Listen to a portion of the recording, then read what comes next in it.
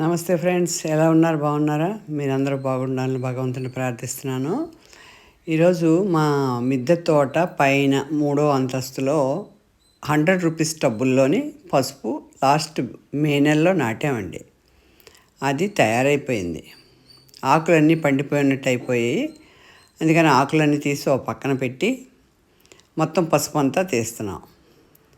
ఒక టబ్బులో మాత్రం కొంచెం నీటికాయలు వచ్చాయి. మిగతా అంతా టబ్బు బాగా బాగా వచ్చిందండి పసుపు.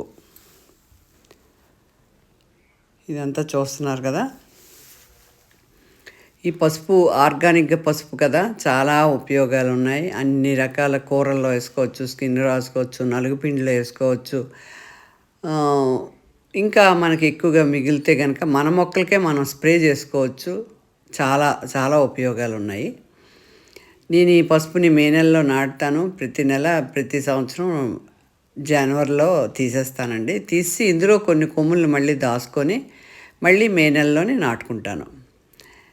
ఇప్పుడు ఈ పసుపునంతా ఎలాగ చేస్తానంటే, ఇది తీసి శుభ్రంగా మట్టి అంతా దులిపి ఒక పూట మట్టి ఆరిపోయే వరకు ఉంచి, ఆ తర్వాత బాగా వాటర్లో వేసి క్లీన్ చేసి కడిగేస్తానండి.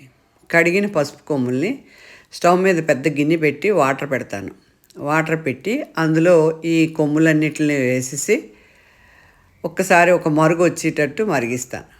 అప్పుడు ఆపిసి నీళ్ళు చల్లారిపోయిన తర్వాత ఆ కొమ్ముల్ని 4-5 డేస్ రోజు ఎండలో పెట్టుకుంటే గట్టిగా మనం బజార్లో కొనుక్కునే పసుపు కొమ్ముల్లా రెడీ అయిపోతాయి.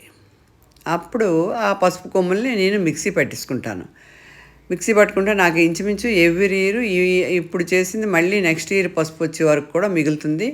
ఇంకా కొంత పసుపు మిగులుతుంటే ఏం చేస్తున్నానంటే, నా మొక్కలకి స్ప్రే చేసుకోవడానికి అది పసుపు కావాలి కదా, పాత పసుపు వాడతానండి. ఇది ఒక పద్ధతి. లాస్ట్ ఇయర్ ఎవరిదో యూట్యూబ్లో చూసి ఏం చెప్పారంటే, పసుపు కొమ్మలు ముక్కలు కోసి ఎండలో పెట్టిని దాన్ని పసుపు చేసుకోండి, అది ఇంకాను ఏమీ బాయిల్ అవ్వదు కాబట్టి ఇంకా అందులో అన్నీ ఉంటాయి అన్నారు. కానీ అది కలర్ బాగా రాలేదండి, అస్సలు డార్క్ కలర్ వచ్చేసింది.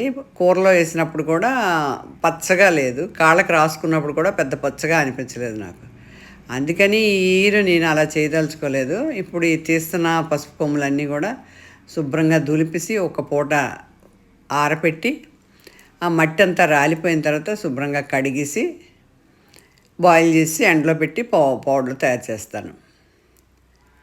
మీకు ఆ బాయిల్ చేయడమును ఆ ఎండలో పెట్టిన పౌడర్ చేయడం కూడా వీలైతే వీడియో చేసి చూపిస్తాను.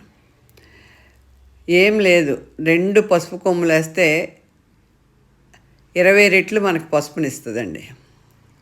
చూసారా, అంతా అన్నీ కట్ చేసి తీసి నీట్గా ఎండలో పెట్టాం. ఎండలో కాదు, నీడలోనే. ఇది ఇప్పుడు ఇసుకంతా రాలిపోతుంది. రేపు మార్నింగ్ శుభ్రంగా నీట్గా కడిగేసి దాన్ని బాయిల్ చేసేస్తాను. ఓకే ఫ్రెండ్స్, మీరందరూ కూడా పసుపు కొమ్మలు నాటుకోండి, ఆర్గానిక్గా పండించుకోండి. ఈ వీడియో కనుక నచ్చితే లైక్ చేయండి, షేర్ చేయండి, సబ్స్క్రైబ్ చేసుకోండి. Thank you.